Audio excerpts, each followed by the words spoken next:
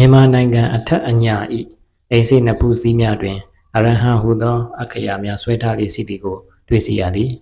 အထူးသဖြင့်မန္တလေးမြို့တော်၏မြန်မာအိမ်များနှစ်ဖူးစည်းတွင်အရဟံဟုသောဂုဏ်တော်အခရာကိုတစ်သားဖြင့်တည်တည်တတ်တတ်တူထွင်း၍ရိုသေလေးစားစွာဆွဲချိတ်ထားသည်ကိုတွေ့ရသည်ဗုဒ္ဓဘာသာဝင်မြန်မာလူမျိုးတို့သည်အရဟံဂုဏ်တော်ကိုဤသို့ချိတ်ဆွဲထားခြင်းမှာလက်ပွင့်ခြင်းစီးပွားဥစ္စာတိုးခြင်းအန္တရာယ်ကင်းခြင်းစသောဝိသေသထူးများကိုခံစားရမည်ဟုယုံကြည်သောကြောင့်ဖြစ်ပါသည်အရဟံဂုဏ်တော်သည်မြတ်ဗုဒ္ဓ၏ဂုဏ်တော်၉ပါးအနက်မှစေဥပထမဂုဏ်တော်မြတ်တစ်ပါးဖြစ်သည်စေစေဆရာတော်ကြီးများနှင့်ဆရာကြီးများသည်အရဟံဂုဏ်တော်တစ်ပါးအထဲကိုသာနေ့စဉ်ရွတ်ပွားကြီးညိုကြသည်အမှန်စင်စစ်လည်းအရဟံဂုဏ်တော်သည်ကျမ်းဂုဏ်တော်၈ပါး၏အကြီးမှုဖြစ်ကြောင်းကျမ်းဂန်တို့၌လာပါသည်အရဟံပမုခံဘဝေအရဟံဂုဏ်တော်သည်ဂုဏ်တော်၉ပါးတို့တွင်အကြီးမှုဖြစ်ကြောင်းအထက်ပါအတိုင်းဖွင့်ဆိုထားပါသည်ယခုကျွန်တော်တင်ပြလိုသည်မှာအရဟံဂုဏ်တော်၄မျိုးကိုဆွဲဆွဲမြဲမြဲပဋိစိတ်သူယောဂီတယောက်ကြောင်းဖြစ်ပါသည်သူ့အမည်ကဥလှမြင့်သူသည်ကျွန်တော်ထက်အသက်9နှစ်ခန့်ကြီးသည်ယခုဆိုလျှင်သူ့အသက်80ကျော်ရှိပေမည်ဥလှမြင့်သည်ပြည်တိရှားတို့မြန်မာနိုင်ငံဝယ်ကြီးစိုးသောခေတ်ဂျပန်ခေတ်နှင့်လွတ်လပ်ရေးရပြီးခေတ်သုံးခေတ်တို့ကိုမိလိုက်သူဖြစ်သည်ဥလှမြင့်တို့ပညာသင်စအရွယ်သည်ပြည်တိရှားကိုလိုနီခေတ်ဖြစ်၍မြန်မာနိုင်ငံတွင်ပညာရေးမှာအလွန်ပင်နှိမ့်ကျလာလေသည်ထို့ကြောင့်ဥလှမြင့်သည်ရွာစီဘုန်းတော်ကြီးကျောင်းတွင်ပညာသင်ယူခဲ့ရသည်ဂျပန်ခေတ်လွန်မြောက်၍မြန်မာနိုင်ငံလွတ်လပ်ရေးကြီးရရှိသောအခါဥလှမြင့်၏မိဘများမှာတောအရက်မှရန်ကုန်မြို့ပေါ်သို့ရွှေ့ပြောင်းရန်စီစဉ်ကြတော်သည်ထိုအခါဥလှမြင့်သည်သူ့ငယ်ဆရာဘုန်းတော်ကြီးကိုတွားရောက်ကြတော်သည်မောင်လှမြင့်ဖះမင်းမိဘများရန်ကုန်မြို့ကိုပြောင်းကြမယ်ဆိုမှန်လားပါဗျဆရာတော်ကြီးသည်သူ့တပည့်ကိုစိုက်ကြည့်နေသည်ရန်ကုန်မြို့ဆိုတာမြန်မာနိုင်ငံရဲ့အဓိကမြို့တော်ကြီးပဲကွစီးပွားရေးလူမှုရေးတွေဟာလဲမြင့်တယ်မိမိတော်ရင်တော်သလိုကြီးပွားချမ်းသာမယ်လူမှုရေးမှာလည်းမိမိကအပေါင်းအသင်းဆိုင်ရင်စံတယ်လို့အကူအညီရမယ်ဆရာတော်ကြီးသည်သူ့တပည့်ကိုဆုံးမစကားပြောရင်းခိတ္တရက်ပြီးတခုခုကိုစဉ်းစားနေဟန်ရှိသည်ပြီးမှ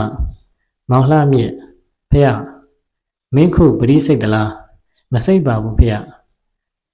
ဆရာတော်ကမင်းကိုပရိစိတ်ခိုင်းရင်ပရိစိတ်နိုင်ပါမလားစိတ်နိုင်ကြောင်းပါဖះအေးသာဓုသာဓုဆရာတော်ကြီးကဆက်ပြီးတော့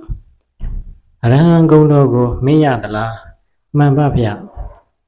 အရဟံဂုဏ်တော်က၄မျိုး၄စားရှိတယ်ကွယ်ကဲမင်းစာရွက်တစ်ရွက်ကိုယူပြီးရေးစားတစ်အနေနဲ့အရဟံအလို့ဆိုပြီးမှရဟံကိုဆက်ဆိုရမယ်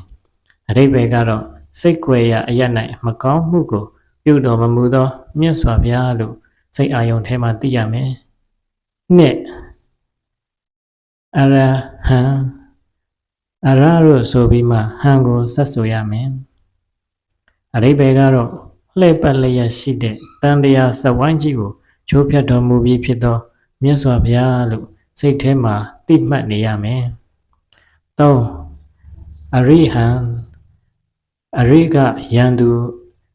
ယံအပေါင်းကိုအောင်မြင်တော်မူသောမြတ်စွာဘုရားလို့စိတ်ထဲရင်ထဲကသိနေရမယ်နောက်ဆုံးဂုဏ်တော်ကတော့အရဟံလူနဲ့တတဝါအပေါင်းတို့ဤပူဇော်ဓုကိုခံယူတော်မူထိုက်သောမြတ်စွာဘုရားလို့စိတ်ထဲမှာသိပြီးဆွဲမြဲထားရမယ်ကွပရိစိတ်နည်းကတော့မိမိအိမ်စီဘုရားအစဉ်စစ်မှာပန်းစီမြေတွေနနစောစောမှာကတ်လူပြီး၅ပါးသီလခံယူရမယ်ပြီးတော့ကြောရွကိုမမတ်ထားတင်းပြင်းခွေထိုင်ပြီးစောစောကဆရာတော်ပြောခဲ့တဲ့အရဟံ၄မျိုး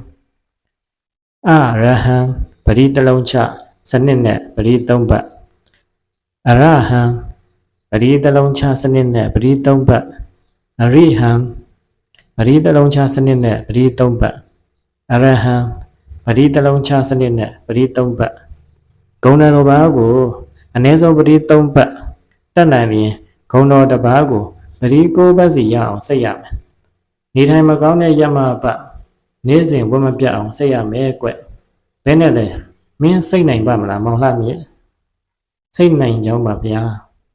ဦးလှမြင့်ကဂရိပေးသောအခါဆရာတော်သည်တာတု၃ချိန်ခေါ်ပြီးသူစိတ်၌ချထားသောမဲပြောင်နေသည့်တက္ကနပတိကိုကောက်ယူပြီးဦးလှမြင့်ကိုချီးမြှင့်လိုက်သည်ဦးလှမြင့်သည်ဝမ်းသာလိုက်သည့်ဖြစ်ချင်းဆရာတော်ချီးမြှင့်သောပတိကိုဦးလှမြင့်တယုတ်တရဆုပ်ကန်ရင်းအတတ်ထဆုံးအရဟံဂုံတော်ကိုပရိစိတ်တော်မည်ဟုဆုံးဖြတ်လိုက်သည်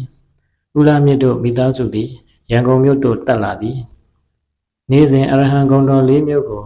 ပတိပတ်12ပတ်ရအောင်ပွားများအားထုတ်သည်9ရက်ရောက်တိုင်းပတိပတ်ရေတရားစစ်ရလေသည်မကြာမီပုံရိပ်တိုက်တစ်ခု၌သူအလောက်ရသည်ထိုမှတဆင့်အစိုးရပုံရိပ်တိုက်ကြီးသို့ပြောင်းရွှေ့ခဲ့ရသည်နေ့စဉ်နနက်စောစော၌ဆရာတော်ကြီးအမိတ်ရှိသည့်အတိုင်းရေချမ်းအမွှေးနှံ့သာစီမီတို့ကိုကတ်လူပြီးအရဟံ၄မျိုးကိုပရိစိတ်သည်မကြမ်းမမာဖြစ်သည့်အခါမှလွဲ၍နေ့စဉ်ဝတ်မပြတ်ပရိစိတ်ခဲ့သည်ဤသို့ဖြင့်ဘဝမျိုးမျိုးကိုအခက်ခဲမရှိ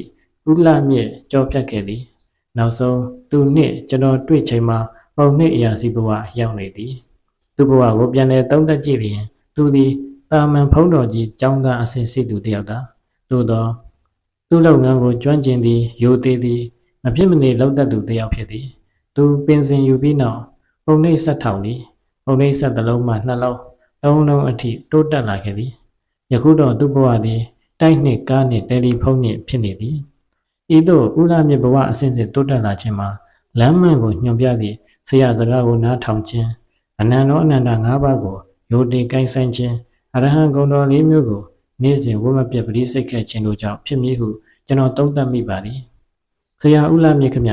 ဆရာကိုအရဟံဂုဏ်တော်ပရိစိတ်ကိုလမ်းညွှန်လိုက်တဲ့ဆရာတော်ကြီးစီပြန်ပြီးရောက်ပါသေးသလားရောက်တာပေါ့ကိုရင်ရဲ့ကျွန်တော်တစ်နှစ်ကိုတစ်ကြိမ်မှန်မှန်သွားပြီးကြော့ခဲ့တာနှစ်တိုင်းပါပဲခုတော့ကျွန်တော်ငယ်ဆရာတော်ကြီးပြန်လွန်တော်မူသွားပြီကျွန်တော်ဆရာတော်ကြီးရဲ့ဂုဏ်ကျေးဇူးကြောင့်မကြောက်မကြမတောင့်မတဘဝရောက်ခဲ့ရပါတယ်အထူးသဖြင့်မြတ်ဗုဒ္ဓရဲ့ဂုဏ်တော်အရဟံ၄မျိုးကိုနေ့စဉ်ဝတ်မပြတ်ပရိစိတ်ခဲ့တဲ့ကျေးဇူးကြောင့်လည်းဖြစ်ပါတယ်ဟုဓမ္မမိတ်ဆွေတဦးဖြစ်သောဦးလှမြင့်ကသူ့ဘဝဖြစ်စဉ်ကိုကျွန်တော်ကိုပြောပြခဲ့ပါတယ်ဒါကြောင့်မိတ်ဆွေတို့အနေနဲ့လည်းဒီအရဟံ၄မျိုးကိုဦးလှမြင့်ရွတ်ဖတ်ပူဇော်တဲ့ကဲ့သို့ပူဇော်နိုင်ပါတယ်အဓိကတော့ယုံကြည်မှုတရားရှိဖို့လိုအပ်ပါတယ်မြတ်စွာဘုရားရဲ့ဂုဏ်တော်ကိုအာရုံပြုဖို့လည်းလိုအပ်ပါတယ်အားလုံးကိုကျေးဇူးတင်ပါတယ်